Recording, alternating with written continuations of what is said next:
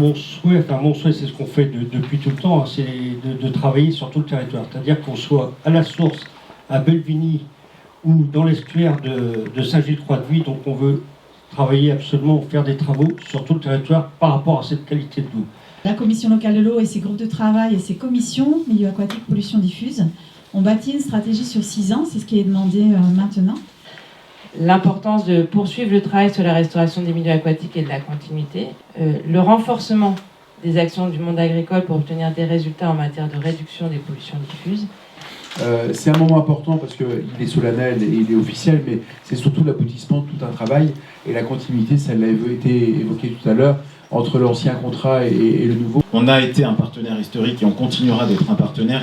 Et quand on met tous les besoins, c'est effectivement le côté agricole, c'est le côté touristique aussi, c'est l'eau potable, mais il y a aussi le maintien de la biodiversité, puisqu'il faut aussi maintenir nos cours d'eau qui sont importants, et aujourd'hui la réflexion elle doit être globale.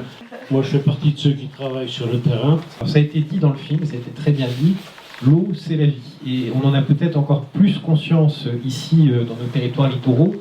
Moi je me réjouis que avec ce contrat territorial de l'eau, eh bien, on a des actions concrètes qui vont justement permettre d'agir sur la qualité des eaux. Et donc souvent dans le contrat on vient faciliter par des actions ce qu'on appelle les solutions fondées sur la nature, c'est remettre le fonctionnement plus naturel.